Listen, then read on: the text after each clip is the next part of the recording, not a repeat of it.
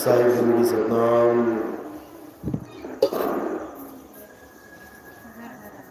तो आज इस गाँव में परमात्मा की अपार कृपा से ये मूल ज्ञान का प्रचार प्रसार होने जा रहा है। बहुत बड़े भाग होते हैं उन जीवों के जो अपने पूरे जीवन काल में एक बार भी इस मूल ज्ञान को सुन पाते हैं, और उससे भी बड़े भाग होते हैं उन जीवों के जो इस ज्ञान को थोड़ा सा भी समझ पाते हैं। क्योंकि सुनना आसान है, घंटा 2 घंटा बैठ के सुन के चले गए, लेकिन इस ज्ञान को समझना बहुत मुश्किल है। जिस पर परमात्मा की कृपा हो, मालिक की दया हो, केवल वही इस ज्ञान को समझ पाते हैं, अन्यथा और कोई नहीं समझ सकता। क्योंकि इस ज्ञान को समझने में बहुत ज़्यादा विवेक शक्ति की ज़रूरत होती है। बाकी जितने भी ज्ञान हैं उसमें विवेक की ज़रूरत नहीं होती। किसी ने कहा इस मंदिर में जाओ पूजा करो, वहाँ चले गए। किसी ने कहा उस तालाब पे जाओ पूजा करो, वहाँ चले गए। किसी ने कहा किसी नदी पे जाओ स्नान करो, वहाँ चले गए। किसी ने कहा पहाड़ों की परिक्रमा करो, वहाँ चले गए। इस भक्ति में विवेक शक्ति की ज़रूरत नहीं होती। विवेक का मतलब है कि सच और झूठ का फैसला करना, कि जो मैं कर रहा हूँ क्या वो सच है भी या वैसे लगा हुआ हूँ। तो उस भक्ति में विवेक की ज़रूरत नहीं होती। जैसा गुरु ने कहा, जैसा किसी जानकार ने कहा, वैसा ही हम करने लग जाते हैं। लेकिन ये जो मूल ज्ञान है, इस ज्ञान में इतना ज़्यादा विवेक चाहिए होता है कि आप सोच भी नहीं सकते। इस ज्ञान में इतना विवेक चाहिए, इतना विवेक चाहिए कि जब तक मालिक की कृपा ना हो, आपके समझ में एक लाइन भी नहीं आएगी। एक लाइन को समझने के लिए भी पूर्ण विवेकी होना पड़ेगा। क्यों? क्योंकि सत्य और असत्य का निर्णय करना है। सच क्या है, झूठ क्या है, इसका फैसला करना है। हमें इंसान जन्म क्यों मिला है? सच को प्राप्त करने के लिए, सत्य को जानने के लिए। हम अपना घर बार बना के बैठ गए, बीवी बच्चे रखे हुए हमने, माता पिता के साथ रहते हैं, खेती बाड़ी कर रहे हैं, नौकरी कर रहे हैं। ऐसे ही करते करते पूरा जीवन निकल जाएगा और अंत समय में हमारी दुर्दशा हो जाएगी। अंत समय में हमारे हाथ कुछ नहीं रहेगा। ना माँ बाप रहेंगे, वो चले जाएंगे। ना बीवी बच्चे रहेंगे, उनको छोड़ के हम चले जाएंगे। ना दुकान रह जाएगी, ना मकान रह जाएगा, सब कुछ यहीं धरे का धरा रह जाएगा। तो अंत में क्या मिला हमें? केवल खाया पिया और निकल गए। ऐसा तो एक जानवर के साथ भी होता है। आता है दुनिया में, खाता है पीता है, निकल जाता है। तो हम में और जानवर में कोई फर्क ही नहीं है क्या? अरे कुछ तो फर्क होगा। हमें इंसान को बनाया गया, उसको जानवर क्यों बनाया गया?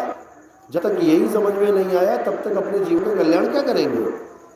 समझ लो, जानवर आया इस दुनिया में खाने पीने और मर जाने के लिए, और आ रहे हैं जा रहे हैं। इंसान आया इस दुनिया में क्यों आया है? इंसान आया है जन्म मरण का बंधन खत्म करने के लिए। ये बार बार जन्मना, बार बार मर जाना, ये कैसे खत्म हो? ये भवसागर कैसे पार हो? गाता तो बहुत है, गाता बहुत है भजनों में, हे प्रभु भव से पार कर दो, भवसागर से पार कर दो, लेकिन जानता तक नहीं भवसागर कहते किसे। ये संसार ही भवसागर है, ये संसार ही भवसागर है। इस संसार में सब गोते खा रहे हैं ऊपर। कैसे? आप कहोगे नीचे। जब माँ के गर्भ में होते हैं तो सिर नीचे और पैर ऊपर होते हैं। इसी भवसागर में उल्टे गोते खा रहे हैं सब। तो कबीर साहब हमें समझाते हैं कि भाई अगर गोते खाने हैं तो ठीक है, खाता रहे, लेकिन अगर सच में जन्म मरण से परे जाना है, जन्म मरण से परे मुक्ति पद को पाना है, इस भवसागर से पार होना है, तो सत्य को जान ले कि सत्य क्या है, और सत्य की साधना कर, सत्य की साधना कर, सत्य को जान, तब तेरा कल्याण होगा। तो आज का सत्संग इसी पे आधारित रहेगा कि आखिर सत्य क्या है। क्योंकि सत्य किसी एक का नहीं है कि हिंदू कहे कि मेरे पास सत्य है, कि मुसलमान कहे कि हमारे पास सत्य है, कि सिख कहे केवल मेरे पास सत्य है, कि ईसाई कहे मेरे पास सत्य है। सबके पास सत्य है लेकिन जानते नहीं है। सबके पास सत्य है लेकिन जानते नहीं। आज जानेंगे कि आखिर सत्य है क्या और हमें पाना क्या है। तो मालिक की कृपा से ये आवाज़ आज का सत्संग शुरू करेंगे और सत्य असत्य की पूर्ण जानकारी देंगे। सत्संग शुरू करने से पहले परम पिता परमात्मा के नाम पे जयकारा लगाएंगे और फिर सत्संग आगे बढ़ाएंगे। बोलिए।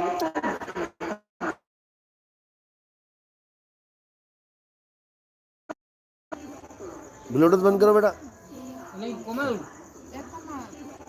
ब्लूटूथ बंद करो बेटा। नहीं कोमल, कहाँ बंद की? आवाज़ बंद की है। तो सबसे पहले जानेंगे कि आखिर असत्य क्या है। क्योंकि असत्य पता लग गया कि क्या है तो सत्य धीरे धीरे अपने आप समझ में आ जाएगा। तो असत्य क्या है? इस संसार में दिखने वाली हर एक वस्तु असत्य है। पांचों तत्व से बनी ये दुनिया असत्य है। ये सारा जगत असत्य है, झूठ है, माया है। इसीलिए लोग देखोगे बड़े बड़े राजा अपना घर बार छोड़ के जंगल में चले जाते हैं। क्यों? इस संसार से पार हो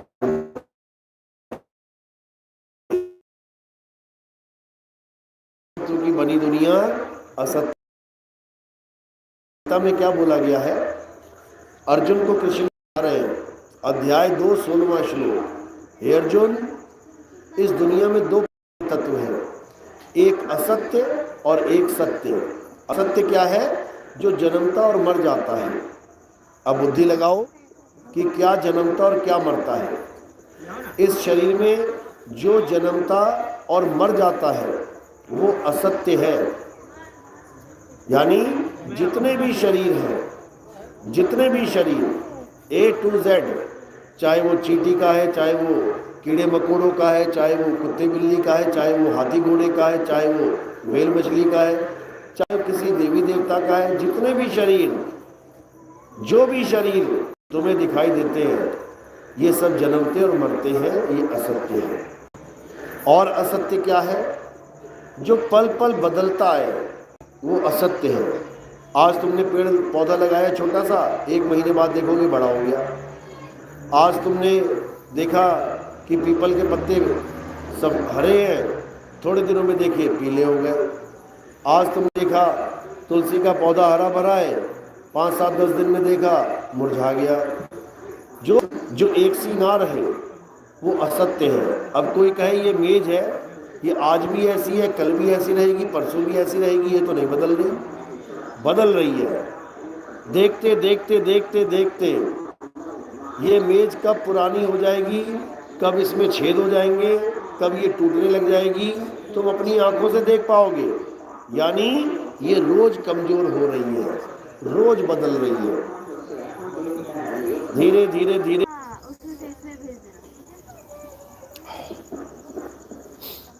तो कहते हैं कि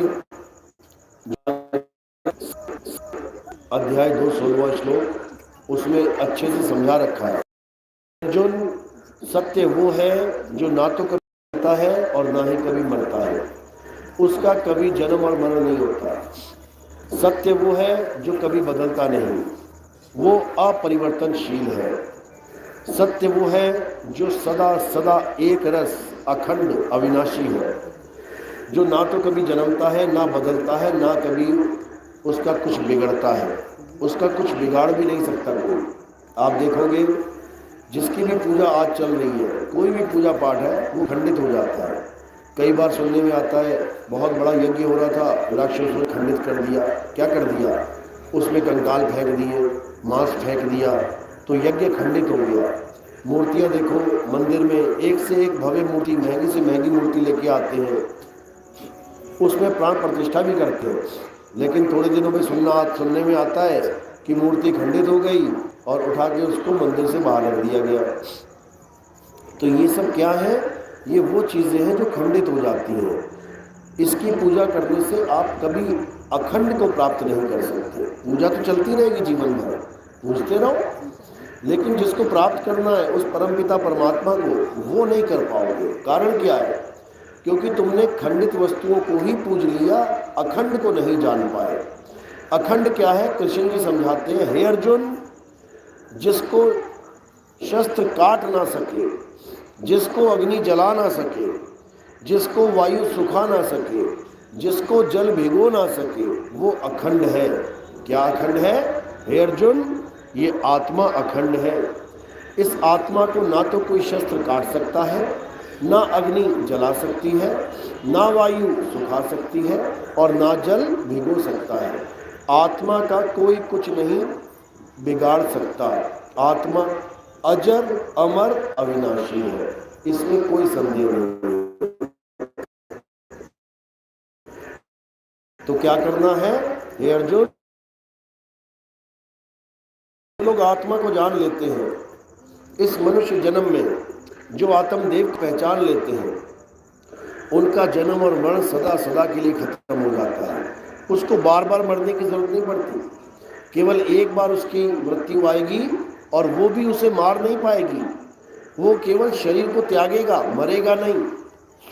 आत्मा का ज्ञान हो जाने पर कोई मरता नहीं है, उसको अमरता मिल जाती है। यानी जो पहले वो रो रो के मरने वाला था, क्योंकि मौत तो सबकी आनी है, ऐसा कोई नहीं जिसकी मौत नहीं आनी है। आप देखो, आपके गांव में कोई ना कोई मिल जाएगा जो मौत का सामना कर रहा हो। उस वक्त कोई बीमारी लग गई, डॉक्टर ने कह दिया हफ्ता 2 हफ्ता है जी, सेवा कर लो इसकी। अब मौत सामने खड़ी है, चाह भी कुछ नहीं कर सकता। पैसा भी है, धन दौलत भी है, सब कुछ है, लेकिन समय ही नहीं है उसके पास, बेचारे के पास। अब इस मौके पे क्या करें? और ये सबके साथ होना है। ये ना सोचो कि हमारी मौत नहीं आएगी, वो तो मर रहा है, मरने दो उसको, तुम्हारा भी नंबर लगेगा। क्योंकि इस संसार में सबका नंबर लगा हुआ है, बस अपने अपने नंबर का इंतजार हो रहा है। कोई आज मर रहा है, कोई कल मर रहा है, कोई परसों मर रहा है। और ऐसा भी नहीं कि बूढ़े ही मर रहे हैं, यहाँ पे जवान भी मर जाते हैं। अभी देखो, सड़क पे जाओ, अभी देखो 2, 4, 5 लाशें मिल जाएंगी तुम्हें जवान लड़कों की। एक्सीडेंट में मर गए, ट्रक से टकरा के मर गए, बस से टकरा के मर गए, आपस में टकरा के मर गए। कौन सी पूजा पाठ नहीं करी थी उन्होंने? सारी उम्र यही तो किया, पूजा किया, पाठ किया, हवन किया, यज्ञ किया, और फिर क्या मिला? सड़क पे मर गए, पड़े हुए, लाशें बिछी हुई हैं। समझो, तो मुद्दा ये नहीं है कि हमने बहुत बड़ा पंडित बनना है, यहाँ पूजा पाठ करना है। हमने ये जानना है कि इस संसार से निकले कैसे, इस भवसागर से पार कैसे हुए। क्योंकि अगर भवसागर से पार नहीं हुए तो एक बार मर के भी पीछा नहीं छूटेगा, बार बार मरना पड़ेगा। क्योंकि जैसे ही मरोगे वैसे ही दूसरे शरीर को धारण करने के लिए चले जाओगे किसी माँ के गर्भ में। एक माँ छूटी, दूसरी माँ मिल गई, दूसरी छूटी, तीसरी मिल गई। अनंतों माँ और बाप आप धारण कर चुके हो, लेकिन आप माया के वशीभूत होके भूल जाते हो। हमें याद नहीं है पिछले जन्म, क्योंकि माया ने भुला दिए। अगर ये एक भी जन्म याद आ जाए हमें तो जीवन बदल जाता है। फिर ये संसार झूठ लगने लग जाता है। फिर कोई मकान दुकान इकट्ठी करने की नहीं सोचेगा। उसको पता है, पता नहीं कितनी बार इकट्ठा किया, कितनी बार छोड़ के फिर आगे जीनों पे आगे खड़ा हो गया। बड़े बड़े महल बनाए, उसके बाद फिर भिखारी का जन्म मिल गया, अपनी महल के सामने भीख मांगनी पड़ रही है खड़े होकर। भूल गया, माया ने भुला दिया कि तेरा ही महल था। तो ऐसे अनंतों जीवन बीत गए हैं। अब क्या करना है? अब इस मनुष्य जन्म को लेखे लगाना है। कैसे लगाना है? सत्य को जान के। केवल पूजा पाठ करने से कुछ नहीं होगा। हाँ, पूजा पाठ कोई बुराई नहीं है, अच्छी बात है, शुरुआत के लिए बहुत सुंदर है, बहुत अच्छा है, लेकिन अंत पूजा पाठ को मत कर देगा। अंत किस? कृष्ण जी क्या कह रहे हैं? हे अर्जुन, अध्याय 3 श्लोक 11, 12, 13, 14, 15, 16, इन 6 श्लोकों में क्या बताया गया है कि हे अर्जुन, जो देवी देवताओं के यज्ञ नहीं करते, हवन नहीं करते, बचा हुआ अन्न प्रसाद रूप में ग्रहण नहीं करते, वे पापी जीव हैं। यानी जो इस संसार में आया है और पूजा पाठ नहीं कर रहा है वो पापी है। किंतु किंतु लगा दिया गया। किंतु अध्याय 3 17वां श्लोक क्या कह रहे हैं? किंतु जो अपनी आत्मा में रमण करते हैं, जो अपनी आत्मा में तृप्त हैं, जो अपनी आत्मा में संतुष्ट हैं, उनके लिए कोई धार्मिक कर्म कर्तव्य लागू ही नहीं होता। उनको किसी मंदिर में, किसी मस्जिद में, किसी गुरुद्वारे में, किसी चर्च में जाने की जरूरत नहीं पड़ती। जीवन में जितना चले गए इतना बहुत है। अब क्या करना है आगे? अब मंदिर, मस्जिद, गुरुद्वारे, चर्च से आगे का ज्ञान प्राप्त करना है। अभी तक तो दूसरों की पूजा करी, अच्छी बात है, किसी की पूजा की। अब क्या करना है? अब आत्मा को जानना है। हे अर्जुन, जो आत्म तत्व को जान जाते हैं, जो अविनाशी आत्मा को जान जाते हैं, उनका मनुष्य जन्म सफल हो जाता है। आत्मा को जानना परमात्मा को जानना है, क्योंकि आत्मा और परमात्मा में कोई भेद नहीं है। भेद क्या है? कुछ भी नहीं है। भेद किसमें है? जीवात्मा और परमात्मा में भेद है। आत्मा और परमात्मा एक ही है, इसीलिए बोला जाता है आत्मा सो परमात्मा। इनमें कोई भेद नहीं है। तो हमने क्या होना है? हमने जीव से आत्मा हो जाना है। जीव नाम है अज्ञान का। जब हम ये मान लेते हैं कि मैं एक शरीर हूँ, मैं एक नाशवान शरीर हूँ, मेरी मृत्यु हो जाएगी, मेरा जन्म हुआ है, तो हम जीव कहलाते हैं। जीव कभी भी निर्भय नहीं हो सकता। जीव कभी ऐसा नहीं हो सकता कि वो मौत से डरे ना। हर जीव डरता है। चींटी से लेके, मक्खी से लेके, मच्छर से लेके, गाय, भैंस, बकरे देख लो, अभी डंडा मारो भैंस को, देखो भागेगी डर के मारे। सारे जीवों का यही हाल है, हर जीव डरता है। लेकिन जो परमात्मा है वो किसी से नहीं डरता। उसको क्या बोला है? निरपौ निर्भय। वो परम पिता परमात्मा है, वो सबका बाप है। तो क्या करना है? अब उसको जानना है जो हम सबका पिता है। उसको कैसे जानेंगे? जब हमारे जीवन में कोई भेदी गुरु आएगा जो ये भेद बताएगा कि परमात्मा है, तब हम जान पाएंगे। गुरु क्या करते हैं? भेदी गुरु जब जीवन में आते हैं तो हमें ये भेद बताते हैं कि परमात्मा रहता कहाँ है। अभी तक हमें क्या पता था कि भगवानों के मंदिर कहाँ हैं। कोई कहता है द्वारिका चलो, कोई कहता है अयोध्या चलो, कोई कहता है काशी चलो, कोई कहता है केदारनाथ चलो, कोई कहता है पुरी चलो। अलग अलग अलग अलग स्थानों का नाम हमें पता है। अलग अलग जगह पे जाने की बातें चलती थी कि भगवान के दर्शन करके आएंगे। लेकिन जब भेदी गुरु आ जाता है तो ये बातें खत्म हो जाती हैं। अब कहीं नहीं जाना, ना कहीं आना, ना कहीं जाना, आपे में आप समाना। यानी अब कहीं जाने की जरूरत नहीं है। ठीक है, जितना चले गए अच्छी बात है, पुण्य कमा लिया। अब क्या करना है? अब उसको जानना है जो तुम्हारे बिल्कुल पास है। मोको कहाँ ढूंढे रे बंदे, मैं तो तेरे पास में। यानी उस आत्मदेव को जानना है जो हमारे बिल्कुल करीब है। आत्मा हमारे पास है, ये तभी तो शरीर चल रहा है। आत्मा पास ना हो तो ये शरीर नहीं चल पाएगा। आत्मा तुम्हारे पास नहीं है तो तुम खड़े नहीं हो पाएगा, ये शरीर गिर जाएगा। आत्मा ने शरीर को छोड़ दिया तो वही मिट्टी हो जाएगा ये। अगर तुम्हारा शरीर चल रहा है, खा रहा है, पी रहा है, नहा रहा है, धो रहा है, तो इसका मतलब आत्मा है, तभी तो सारे काम हो रहे हैं। अब किसको जानना है? हे अर्जुन, अपनी आत्मा को जानना है। अपनी आत्मा के दर्शन परमात्मा के दर्शन होते हैं। जो अपनी आत्मा में रमण करते हैं उनका जन्म और मरण सदा सदा के लिए खत्म हो जाता है। अब आत्मा तो हमारे पास में है और सदा से है। दिन में 24 घंटे हैं, 24 घंटे आत्मा हमारे साथ रहती है, 24 घंटे। लेकिन उसको जाना क्यों नहीं जा सकता? क्यों नहीं प्राप्त कर पा रहे हैं उसको? क्यों नहीं हमें समझ में आ रहा है कि आत्मा कैसी होती है? कारण क्या है? कारण केवल इतना है कि हमारा ध्यान संसार में फंसा है। हमारा ध्यान इस संसार में फंसा है तो हम इस संसार की वस्तुओं को तो जान रहे हैं।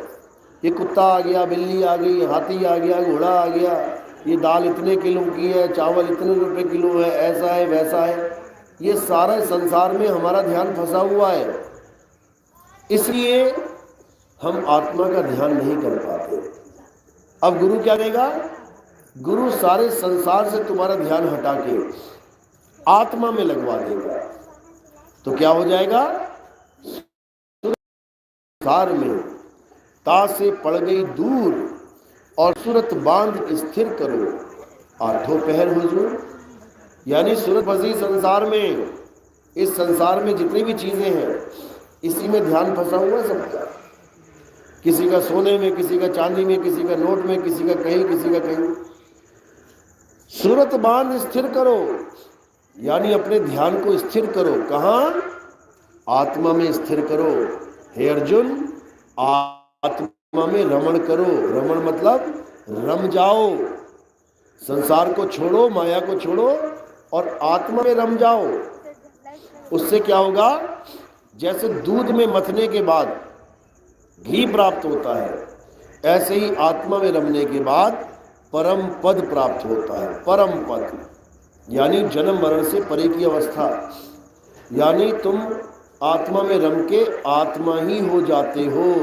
और जब तुम आत्मा ही हो गए, अब नैनम छिन्दन्ति शस्त्र नैनम दहति पावका न चैनम क्रोधंतापे न शुष्यति मारुता। हे अर्जुन, जो आत्मा हो जाते हैं उनको कोई शस्त्र काट नहीं सकता, उनको अग्नि जला नहीं सकती, वायु सुखा नहीं सकती, जल भिगो नहीं सकता। ये कटना जलना किसके साथ होगा? मात्र शरीर के साथ। जैसे आपने शरीर को छुआ और अलग हो गए, अब जलेगा, कटेगा, मरेगा कौन? शरीर, आप नहीं। आपने तो छोड़ दिया उसे।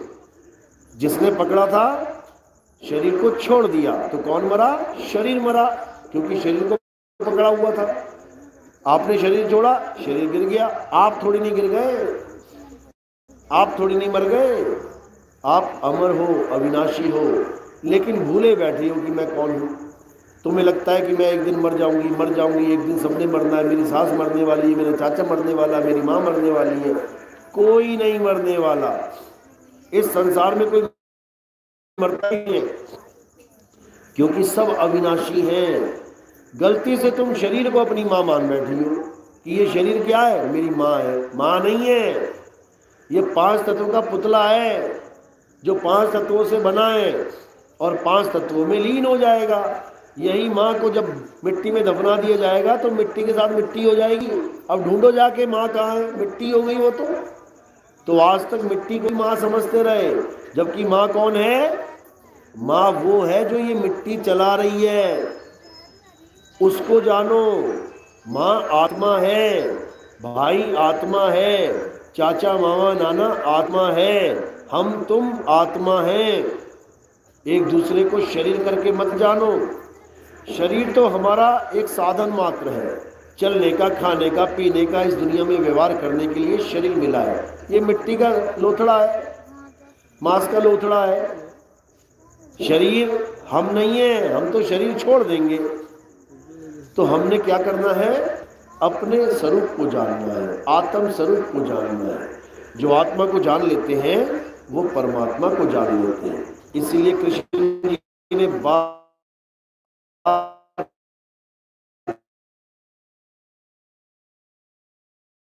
लेकिन हम पढ़ने के बाद भी नहीं समझ पाए। इसलिए अब अच्छे से पढ़ना है और जानना है कि आत्मा होता क्या है। आत्मा अजर अमर अविनाशी तत्व है, इसको परम तत्व कहते हैं। कबीर पंथ में इसे क्या कहते हैं? परम तत्व। एक जीवात्मा है, उसको क्या कहते हैं? उसको बंदी कहते हैं, बंदी। जीवात्मा बंदी है और आत्मदेव परम तत्व है। परम तत्व का हमें ध्यान करना है। कौन करेगा? जीवात्मा करेगा। इसी को कबीर साहब ने बोला है, श्वासा की कर सिमरनी, कर अजपा का जाप, परम तत्व का ध्यान धर, सो हम आपे आप। यही कृष्ण जी समझा रहे हैं। कि हे अर्जुन, दोनों प्रकार के तत्वों में एक नाशवान तत्व है, यानी ये संसार के 5 तत्व नाशवान है, और एक आत्मा यानी परम तत्व है। नाशवान शरीरों को त्याग, नाशवान तत्वों को त्याग, और परम तत्व अविनाशी को जान, उसमें रम जा। लेकिन कोई समझ ही नहीं पाता, रमे तो रमे कैसे? उसके लिए क्या बताया गया है? अध्याय 4 34वां श्लोक। हे अर्जुन, अगर तुम सत्य को जानना चाहते हो, अगर तुम सत्य को प्राप्त करना चाहते हो, अगर तुम आत्म तत्व को, परम तत्व को जानना चाहते हो, तो ऐसे तत्वदर्शी संत की शरण में जाओ जिसने आत्म तत्व को जान लिया है। जिसने आत्म तत्व को जान लिया है, जिसने परम तत्व को जान लिया है, वही तुम्हें तुम्हारे परम तत्व का बोध करा सकता है, वही उसकी सही पहचान बता सकता है। जिसे सोने और पीतल की पहचान ना हो, वो तुम्हें भी सोने और पीतल की पहचान नहीं बता सकता। अज्ञानी कभी किसी शिष्य को ज्ञानी नहीं बना सकता।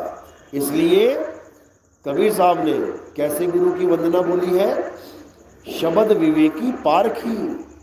कबीर साहब ने ये नहीं बोला कि कोई भी गुरु बना लो पार कर देगा, बस गुरु वंदना करते जाओ, गुरु भक्ति करते जाओ, पार हो जाओगे। बिल्कुल नहीं। कबीर साहब ने ये समझाया, गुरु गुरु में भेद है, गुरु गुरु में भाव, और सोई गुरु नितमन दिए, जो शब्द बतावे दाओ। एक गुरु होते हैं जो नाम जपवाते हैं। कोई कहता है राम राम जप लो, कोई कहता राधे राधे जप लो, कोई कहता ओम नमः शिवाय जप लो, कोई कह रहा बोल बम जप लो। मुसलमान गुरु मिल गया तो कहता अल्लाह अल्लाह जप लो। सिख गुरु मिल गया कहता वाहिगुरु वाहिगुरु जप लो। ईसाई मिल गया कहता हालेलुया हालेलुया करते रहो। सबके सब अपने अपने धर्म के अनुसार हमें कुछ ना कुछ बता रहे हैं, लेकिन देखने में लगता है कि ये अलग अलग है, कि हम राम राम जपेंगे, अल्लाह अल्लाह नहीं करेंगे। कोई कहता मैं अल्लाह अल्लाह करूंगा, वाहिगुरु वाहिगुरु नहीं करूंगा। कोई कहता मैं वाहिगुरु वाहिगुरु करूंगा, हालेलुया नहीं कहूंगा। देखने में लग रहा है कि चारों अलग अलग हैं, लेकिन चारों के चारों किसको पकड़ के बैठे हैं? अक्षरों को। राम 2 अक्षरों का मेल है, अल्लाह 3 अक्षरों का मेल है, वाहेगुरु 4 अक्षरों का मेल है, हालेलुया 5 अक्षरों का मेल है। किसी ने 2 पकड़ लिए, किसी ने 3 अक्षर पकड़ लिए, किसी ने 4 पकड़ लिए, किसी ने 5 पकड़ लिए। जप अक्षर ही रहे हैं और सोच रहे हैं कि हमारी सबकी अलग अलग भक्ति है, एक ही है। तुम मैदे से मठरी बना लो, मैदे से मट्ठी बना लो, मैदे से समोसा बना लो, मैदे से पकौड़ी बना लो, अरे वो मैदा ही है, बस उसका रूप बदल गया। वो अक्षर ही है, बस अक्षरों का रूप बदल गया। राम, अल्लाह, वाहिगुरु, गॉड है तो अक्षर। तो एक प्रकार का गुरु होता है जो अक्षरों का जाप देता है, और दूसरे प्रकार का गुरु होता है जो अक्षर छुड़वा देता है। नहीं जपना कोई भी नाम, किसी भी नाम को नहीं जपना। क्यों? क्योंकि नाम जपने से कभी वस्तु प्राप्त नहीं होती। तुम्हें सोने की चैन चाहिए तो क्या जपोगी? सोने की चैन, सोने की चैन, सोने की चैन, सोने की चैन। 8, 10, 20 साल जपोगी, आ जाएगी क्या? नहीं मिलने वाली। तुम्हें प्यास लगी है तो क्या जपोगी?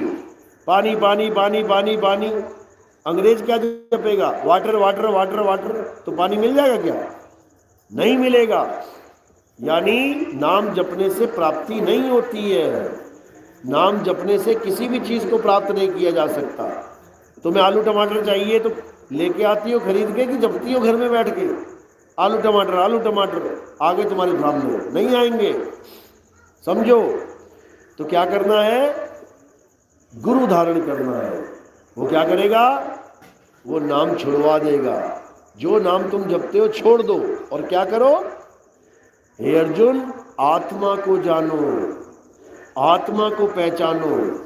आत्मा की वजह से ही तुम्हारे मुंह से ये नाम निकल रहे हैं।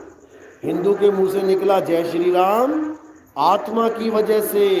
मुसलमान के मुंह से निकला अल्लाहू अकबर, आत्मा की वजह से। सिख भाई के मुंह से निकला वाहेगुरु, आत्मा की वजह से। ईसाई भाई के मुंह से निकला हालेलुया, आत्मा की वजह से, आत्मा की वजह से ही सारे धर्म के लोग पूजा पाठ कर पा रहे हैं। आत्मा की वजह से ही हर इंसान खा पी रहा है, घूम रहा है, चल रहा है। आत्मा शरीर छोड़ दे तो ना तो हिंदू कुछ बोल पाएगा, ना मुसलमान, ना सिख कुछ बोल पाएगा, ना ईसाई। अगर कुछ बोल रहे हो, कुछ गा रहे हो, कुछ खा रहे हो, आत्मा की वजह से। इसीलिए कृष्ण जी ने सारा जोर आत्मा पे लगा दिया। आत्मा पे पूरा अध्याय बोल दिया। अध्याय 2 भरा पड़ा है आत्मा के ज्ञान से, लेकिन कोई समझने को तैयार ही नहीं है। यहां तक बोल दिया कि हे अर्जुन, तेरी और मेरी कभी मृत्यु होती नहीं है। हम और तुम अजन्मे हैं, हम तुम आत्मा हैं, बस शरीर धारण किया है, उतारेंगे। जैसे आज लाल साड़ी पहनी है, कल पीली पहन लेंगे। आज पीली पहनी है, कल गुलाबी पहन लेंगे। जैसे तुम सब कपड़े उतारते हो, दूसरे पहन लेते हो, ऐसे ही हर जीवात्मा एक शरीर उतार के दूसरा शरीर धारण कर लेता है। इससे ज़्यादा शरीर की अहमियत नहीं है। ये मात्र कपड़े हैं, एक दिन जर्जर अवस्था में आके फट के खत्म हो जाएंगे। किसी बूढ़े आदमी को देखो, जैसे कपड़े पुराने हो जाते हैं, पुराने कपड़े देखना कभी कैसे हो जाएंगे, रंग भी उतर जाएगा, मजबूती भी खत्म हो जाएगी, जगह जगह से फट भी जाएंगे। और किसी बूढ़ी औरत या बूढ़े आदमी का चेहरा देख ले, जब वो पैदा हुआ था तो बिल्कुल फ्रेश कपड़ा था, एकदम मुलायम। छोटे बच्चों को देख लेना छू के, एकदम कोमल त्वचा, शुरुआती कपड़े का अस्तित्व। धीरे धीरे धीरे धीरे धीरे जब तुम बड़े हो गए, तुम्हारा चेहरा डल होने लग गया, तुम्हारी खाल कुछ और ही बनने लग गई, वो कोमलता खत्म हो गई। लोग पता नहीं कौन कौन सी क्रीमें, कौन कौन से साबुन लगा रहे हैं दोबारा से कोमल होने के लिए, कि दोबारा से हमारी चमड़ी वैसी सॉफ्ट हो जाए। जैसे हम किसी पुराने कपड़े को नया करने के लिए कोई ना कोई इंतजाम करने लग जाते हैं, धीरे धीरे धीरे वो चमड़ा और पुराना हो जाता है। बूढ़े बाबा और बूढ़ी दादी का देखो, बिल्कुल जो बिल्कुल 80-90 साल की हो गई है, वो शरीर उसका जर्जर हो गया है, वो कपड़ा उसका पुराना हो गया है। अब वो जीवात्मा ज़्यादा दिन ये कपड़ा नहीं पहनेगी, अब उस कपड़े को एक दिन उतारेगी और फिर से किसी माँ के गर्भ में जाके नया कपड़ा धारण कर लेगी। फिर से उसका ये जन्म का और मृत्यु का खेल चालू हो जाएगा। ऐसा कोई ना सोचे कि मैं मर जाऊंगी तो खेल खत्म, कि मैं मर जाऊंगी तो सब कुछ खत्म। अरे मर जाएगी तो खेल शुरू होगा दोबारा, ये दोबारा खेल शुरू हो जाएगा। गलती से भी मत सोचना कि मरने के बाद सारा खेल खत्म हो जाएगा। ये वाला खेल खत्म, ये वाली कहानी खत्म, ये वाले माँ बाप भाई बहन यार दोस्त खत्म। अब अगले जन्म में अगले भाई बहन मिलेंगे, अगले यार दोस्त मिलेंगे, अगले माँ बाप मिलेंगे। लेकिन जरूरी नहीं कि इंसान ही मिल जाए। इंसान जन्म के बाद दोबारा इंसान जन्म लेने के लिए 84 लाख योनियों को पार करना पड़ता है। पता नहीं कितनी बार सांप बिच्छू, कितनी बार मगरमच्छ घड़ियाल, कितनी बार मेंढक मछली, कितनी बार मच्छर मक्खी बनना पड़ेगा, तब जाके एक बार इंसान जन्म मिलेगा। तब जाके जो अभी मिल गया है, अभी मिल चुका है तुम्हें। लंबी मत सोचो कि 84 लाख के बाद दोबारा मिलेगा तो ठीक है, अभी मिला हुआ है। 84 भुगत के मिल गया है तुम्हें। कबीर साहब समझा रहे हैं, लख 84 भुगत के पौ पे अटके आए, अब की पासा ना पड़ा तो फिर 84 जाए।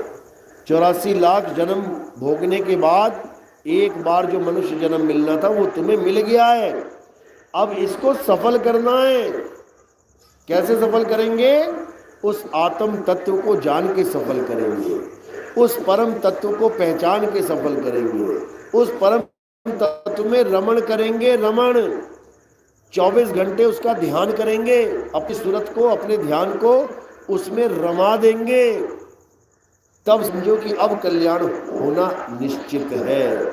इसके बाद तुम्हें किसी माँ के गर्भ में नहीं जाना पड़ेगा, इसके बाद तुम्हें किसी भी लख 84 में जाना नहीं पड़ेगा।